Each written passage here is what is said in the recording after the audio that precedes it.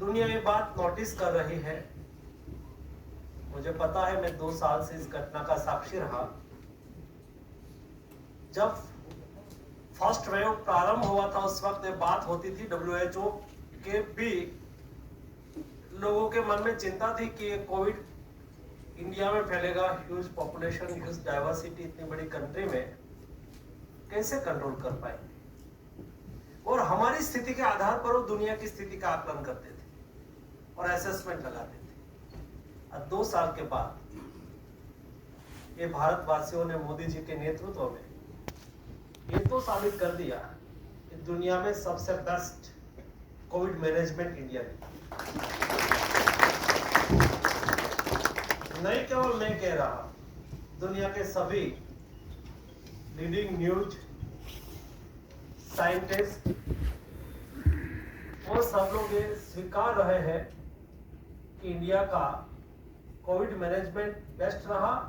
और दूसरी घटना दुनिया ये भी सराह रही है, ये भी नोटिस कर रही है, ये भी अप्रिशिएट कर रही है कि इंडिया की ताकत कभी कम नहीं थी, नहीं है।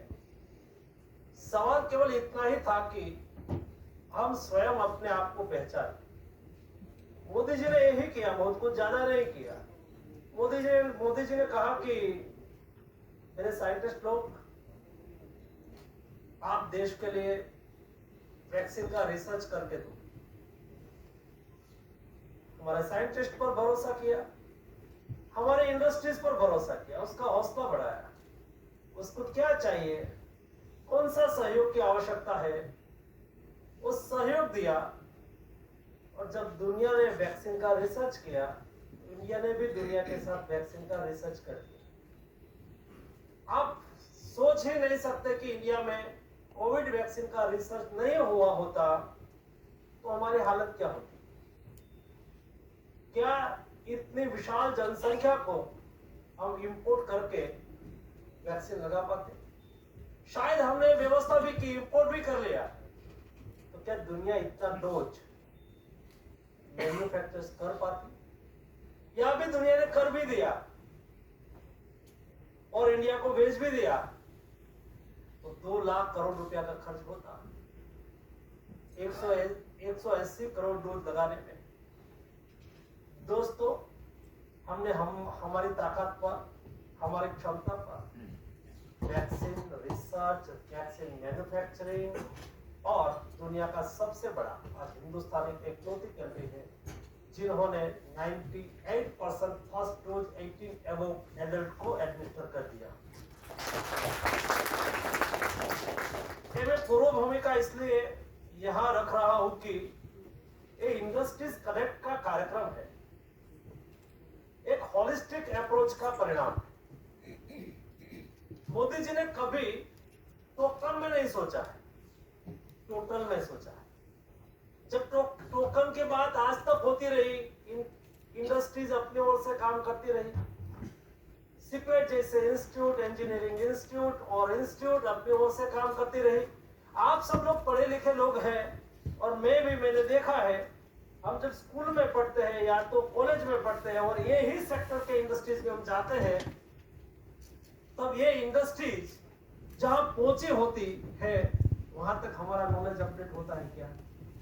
हम कुछ पढ़ के आते हैं, इंडस्ट्रीज की डिमांड कुछ हो जाती है, फिर उसके बराबरी करने के लिए हमें फिर माइंड लगाना पड़ता है, फिर हमें स्वयं को ट्रेन होना पड़ता है, उसमें भी समय लगता है।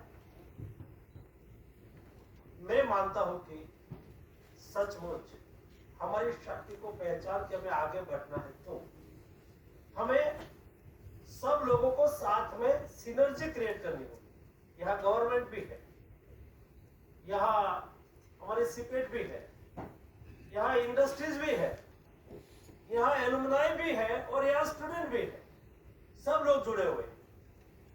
इंडस्ट्रीज की क्या मांग है, जब इंडस्ट्रीज का सेशन आएगा तो स्टूडेंट देखेंगे कि मैं पढ़ रहा हूँ, इस दिशा में पढ़ रहा हूँ क्या।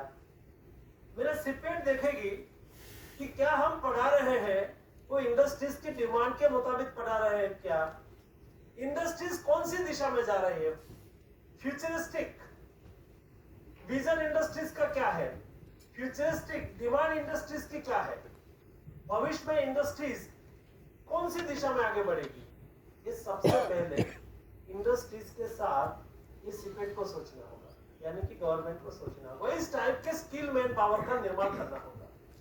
तब जाके इंडस्ट्रियलिस्ट जब अपनी इंडस्ट्रीज शुरू करने के लिए सोचे तो उसके पास इंजीनियर तैयार होना चाहिए, उसके पास टेक्नीशियन तैयार होना चाहिए, उसके पास रिसर्च करने वाले लोग तैयार होने चाहिए।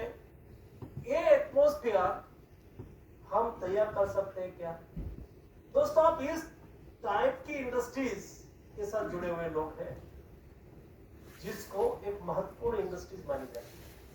हमने $5 ट्रिलियन की देश की इकोनॉमी करने की बात की है मोदी जी ने। हमें $5 ट्रिलियन की इकोनॉमी करने में आत्मनिर्भर भारत के तहत हमारी भूमिका बहुत बढ़ जाती है। 80,000 एबव इंडस्ट्रीज का बेसिक मटेरियल आपकी इंडस्ट्रीज आप लोग देते हैं, और उसमें हमारा नॉलेज कोर नॉलेज है, ऐसा मैं मानता हूं। आज से नहीं, सदियों से ये केमिकल्स, पेट्रोकेमिकल्स समय समय पर परिभाषा बदलती रहती है। आज समय बदला है तो पेट्रोलियम से, क्रूड से हम क्रैकर बना के उसमें से पेट्रोकेमिकल्स प्रोडक्ट बनाते हैं, केमिकल्स बनाते हैं। ये आज की ये रिक्वायरमेंट है। इस टाइप की टेक्नोलॉजी डेवलप हुई आज से 2000 साल पहले। आप अजंता इलोरा के मॉस्क्यू में जाके देख के, केव्स में देख के आओ। अजंता इलोरा की केव्स में उस वक्त केमिकल से पेंटिंग किया है। अब जाके देखो ये कौन सा केमिकल्स होगा। आज भी आपको ऐसा लगे, मैं गया था देखने के लिए आज से 10-15 साल पहले, तो मुझे आपको ऐसा महसूस होगा कि ये 4-6 महीने पहले ही पेंटिंग किया हुआ है। तो ये हमारा ही नॉलेज है, ये हमारा ही साइंस है। यहाँ साइंस की कभी कमी नहीं थी, केवल आवश्यकता थी सिनर्जी क्रिएट करके। और एक दूसरा भी रीजन है, हमारी सालों की परतंत्रता ने भी हमें हमारा सेल्फ कॉन्फिडेंस को बहुत थका पहुंचाया है। 2000 साल तक हम परतंत्र रहे। कभी हमारे पर उन्होंने शासन किया, कभी शकों ने शासन किया, कभी मुगलों ने शासन किया, 240 साल तक अंग्रेजों ने शासन किया। ये 2000 साल की परतंत्रता के हिसाब से हमारा कॉन्फिडेंस लेवल गिरा हुआ है। एक कॉन्फिडेंस लेवल फिर से बिल्ड करने का रास्ता इंडस्ट्रीज कनेक्ट जैसे अनेक रास्ता में से ये एक रास्ता, आत्मनिर्भर भारत यही रास्ता है। मुझे पता है आज से 4 साल पहले, 3-4 साल पहले हम सोच रहे थे कि क्या करें भाई, मेडिसिन मैन्युफैक्चरिंग में, फॉर्मुलेशन में हमारी एपीआई की रिक्वायरमेंट होती है, केएसएम की रिक्वायरमेंट होती है। तो एपीआई कई ऐसे एपीआई है जो इंडिया में बनता ही नहीं है, हमें किसी के पर डिपेंडेंट है। आत्मनिर्भर भारत की डिफिनेशन क्या है? आत्मनिर्भर भारत केवल इंडिया में सब चीज बन जाए और बाहर से कुछ हमें इंपोर्ट ही नहीं करना, ऐसा नहीं। एक ग्लोबलाइजेशन के जमाना में हमें इंपोर्ट भी करना पड़ेगा, हमें एक्सपोर्ट भी करना पड़ेगा, लेकिन क्रिटिकल रिक्वायरमेंट जो हमारे देश की कोर नीड है वो तो देश में ही बननी चाहिए। डिफेंस देश में ही, डिफेंस के इक्विपमेंट देश में बनना ही बनना चाहिए। आज बनने लगा है, हमारा ही इंजीनियर बना है, हमारे ही साइंटिस्ट उसके ऊपर काम कर रहे हैं। एपीआई, हमें मेडिसिन नहीं मिले तो हम क्या करें? तो मेडिसिन के लिए एपीआई हमने उस वक्त आइडेंटिफाई किया था। 53 एपीआई ऐसे थे जिसको 95%, 90 से 95% से अबव हम इंपोर्ट पर डिपेंडेंट थे, और हम ये एपीआई ना बनाए और किसी के पर आधार रख के बैठे और वहां से सप्लाई आनी बंद हो जाए तो हमारे क्या है? मोदी जी ने कहा कि इंडिया में बनना चाहिए, और उसमें से पीएलआई स्कीम का जन्म हुआ। फर्स्ट पीएलआई फार्मा में है, और बाद में सोचा कि इतना ही नहीं, हमें बैलेंस करना है। एक्सपोर्ट इंपोर्ट जितना हम $500 बिलियन का, $500 बिलियन का हम इंपोर्ट करते हैं, $300 बिलियन का हम एक्सपोर्ट करते हैं, $200 बिलियन का गैप है, उसको हमें फिर पुल करना है। क्या करना चाहिए? तो हमें डोमेस्टिक मैन्युफैक्चरिंग करके दुनिया के मार्केट में हमारा माल डंप होना चाहिए, और दुनिया के मार्केट में हमें हमारा माल सामान को एक्सपोर्ट करना चाहे तो क्या दिक्कत है। तो उसका भी डिटेल स्टडी करके, लेक्चर से कुछ नहीं चलेगा। और इसलिए मेरा तो आग्रह है कि मेरा वक्तव्य पूरा होने के बाद आपकी और चालू होगा, तो जब और सेशन चालू हो, आधा घंटा बोलो, आधा घंटा सामने वाले को बोले। केवल यहां से भाषण होते रहेंगे तो कुछ निकलेंगे नहीं। मैं मेरी सोच के अनुसार बोलता रहूंगा, सामने वाले की क्या डिमांड है और वो क्या चाहते हैं उसको हम प्राधान्य नहीं देंगे तो आउटपुट नहीं निकलेगा।